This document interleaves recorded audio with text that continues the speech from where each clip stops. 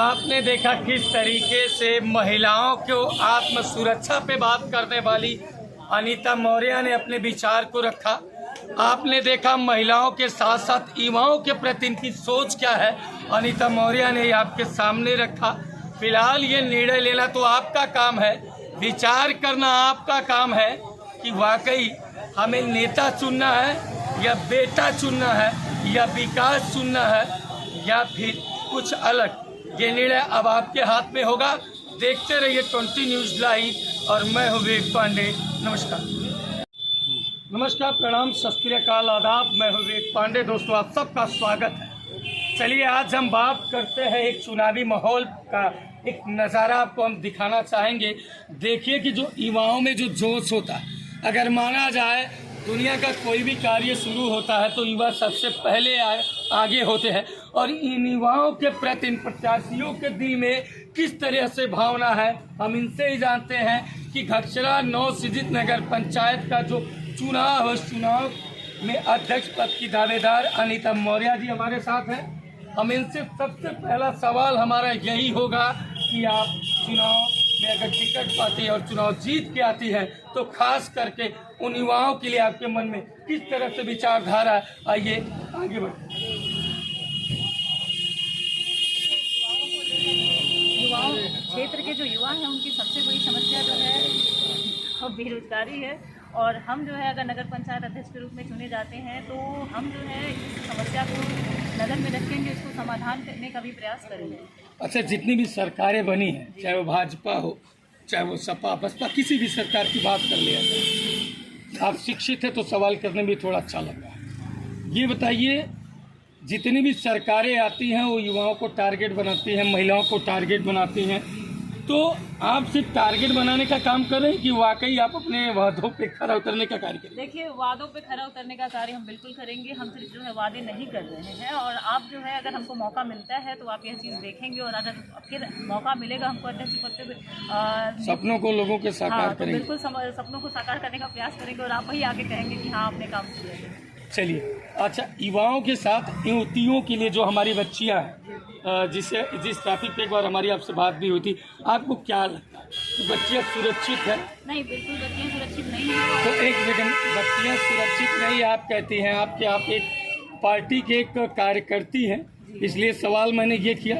भाजपा में काफ़ी, जो मैं कोई भाजपा का विरोधी नहीं हूँ, किसी पार्टी का विरोधी नहीं, मेरा सवाल है कि भाजपा में तो लोग कहते थे कि महिला सुरक्षित है, तो आप अभी कैसे कह दी कि नहीं बच्चियां सुरक्षित नहीं? इस पे आप अपने विचार करें। देखिए, पार्टी कहती है कि पार्टी ये नहीं कहती कि महिलाएं सुरक्षित, पार्टी ये कह रही है कि हम सुनिश्चित करने का प्रयास कर रहे हैं, सुरक्षित करने का प्रयास करें। जी बिल्कुल, और गवर्नमेंट इसके लिए बहुत काफ़ी प्रयास कर रही है, लेकिन जो अभी बहुत सारी चीज़ें हैं जो छूटी हुई हैं और सरकार जो है जो व्यवस्था देती है जिला स्तर पर या बाकी चीज़ों पर, तो जो लोकल ऑफिशियल या लोकल अधिकारी हैं उनकी रिस्पॉन्सिबिलिटी है कि उसको जो धरातल पर लिया जाए। तो कहीं ना कहीं ये समस्या जो है लोकल अधिकारियों की वजह से आ रही है, जहाँ पे पहुँच जो है नहीं हो पा रही है। जो दूर दराज के क्षेत्र हैं, दूर दराज के क्षेत्र में समस्या हो रही है।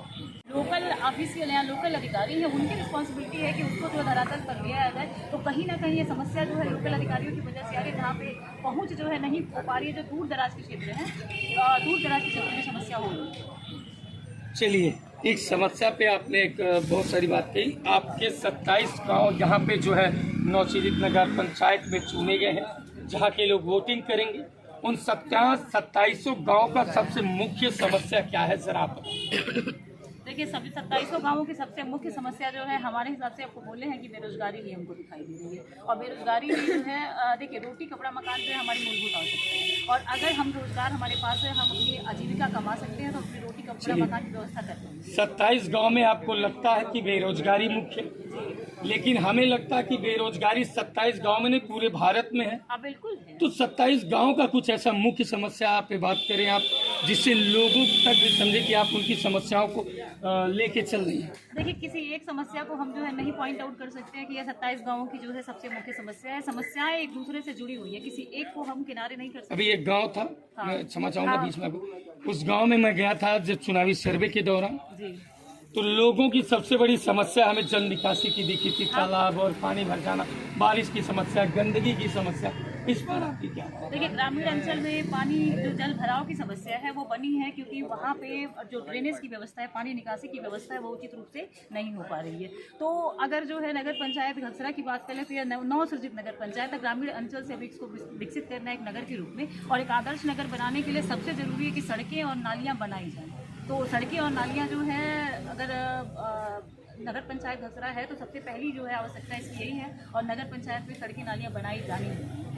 अच्छा, एक सवाल हमारा और आपसे होगा, लोग क्या चाहते हैं? फिलहाल वैसे तो लोगों के मन में अजीब अजीब सवाल होते हैं, बहुत सारी क्वेश्चंस होते हैं, लेकिन कहीं ना कहीं लोगों को मन में ये, बहुत लोगों मैं सुना हूँ अपने कानों से, लोग कह रहे थे कि अरे इस चुनाव में तो लोग शिक्षा की कोई महत्व नहीं है, पैसा जिसके पास हो चुनाव जीत जाएगा। इस पे आपकी क्या राय है? देखिए, चुनाव जीतना हारना, पैसा जो उस वक्त जो लोगों की मानसिकता होती है उसको बदल नहीं सकते हैं, लेकिन जब चुनाव ख़त्म हो जाते हैं तो चुनाव ख़त्म होने के बाद लोगों को तब समझ में आता है कि हमको वास्तव में क्या करना चाहिए। चुनाव जब चल रहा होता है तो सबको पैसा समझ में आता है कि जो पैसा देगा चुनाव जीत जाएगा, लेकिन जब बाद में 5 साल हम उसको झेलते हैं ना, उस व्यक्ति को जो पैसा देकर के चुनाव जीता होता है, तब वहाँ समझ में आता है कि कोई कार्य उन्होंने किया नहीं है, ना तो सड़कें बनवाई, ना नालियाँ बनवाई, ना ही अन्य विकास कार्य किए हैं। तो लोगों की चुनाव के दौरान नहीं, चुनाव के बाद की उनकी इच्छा जानिए, तब वहाँ पे आपको समझ में वास्तव में लोगों को जरूरत किस चीज़ की है, तब वो वास्तविकता बताते हैं कि उनको क्या चाहिए। आप एक महिला जीत जाएगा, लेकिन जब बाद में 5 साल हम उसको झेलते हैं ना, उस व्यक्ति को जो पैसा देकर के चुनाव जीता होता है, तब वहाँ समझ में आता है कि कोई कार्य उन्होंने किया नहीं है, ना तो सड़कें बनवाई, ना नालियाँ बनवाई, ना ही अन्य विकास कार्य किए हैं। तो लोगों की चुनाव के दौरान नहीं, चुनाव के बाद की उनकी इच्छा जानिए, तब वहाँ पे आपको समझने वास्तव में लोगों को जरूरत किस चीज़ की है, तब वो वास्तविकता बताते हैं कि उनको क्या चाहिए। आप एक महिला हैं जी, और एक महिला दूसरे महिलाओं की दर्द बाखूबी समझती होंगी, जी। तो मैं ये जानना चाहता हूँ खास करके उन महिलाओं, उन बहनों के लिए आपका क्या ऐसा विशेष कोई राय है उस लोगों तक? देखिए, हमारी बस इतनी ही राय है महिलाओं के लिए, विशेष करके महिलाओं के लिए, उनका स्वावलंबी होना, उनका आत्मनिर्भर होना बहुत जरूरी है। अब वो किसी भी सेक्टर में कुछ भी कर रही है, लेकिन उनको जो है अपने पैरों पे खड़ा होना अत्यंत आवश्यक है। अगर वो अपने पैरों पे खड़ी है तो अपने आत्मसम्मान के साथ अपने परिवार में, अपने समाज में वो है जो है अपना जीवन यापन करती है। तो हम बस उनके ये बोलना चाहेंगे कि वह जो है कुछ भी करें, अपने आप को आत्मनिर्भर बनाएं। कुछ बच्चियों का सपना भी होता है कि वो पढ़ाई करें, कुछ बच्चियों का सपना होता है कि उनको कुछ व्यवस्था ऐसे मिले जिससे वो आगे जा सके। कहीं ना कहीं उनकी गरीबी, उनकी बेबसी, उनकी लाचारी उन्हें मजबूर करती है, वो अपने सपने को अपने सीने में दफन करके सो जाती है, और सुबह होते ही फिर सपनों को देखती है, फिर शाम को सो जाती है। इस पे आपके उन सपनों को लेकर के उन बच्चियों पे आपका क्या विशेष है? जैसे देखिए, सपने देखना प्रत्येक व्यक्ति का हक है, और बच्चियां हैं तो उनको भी सपने देखने का हक है, पूरा करने का भी हक है। और वो बच्चियों के लिए ये कहेंगे कि जो अगर आप मेयर, मतलब आप पंचायत अध्यक्ष चुन के आती हैं, तो उन बच्चियों के लिए आप ऐसा क्या करना चाहती हैं जिससे उनके सपना साकार हो सके? देखिए, हम विभिन्न जो है कार्यक्रम ऐसे करना चाहेंगे, ऐसी योजनाएं लाना चाहेंगे जिससे जो है बच्चियों को उनके जो कार्य हैं, जो सपने हैं, उनको सपने पूरा करने में उनको मदद मिले, उनको स्वावलंबी बनाने में मदद करेंगे हम। और जैसे उनको अलग अलग चीज़ों में किस तरह का उनका इंटरेस्ट होगा, उसके अनुसार जो है उनको प्रशिक्षित करने का प्रयास किया जाएगा, ताकि जो है उनके सपने जो है दफन ना हो जाएंगे।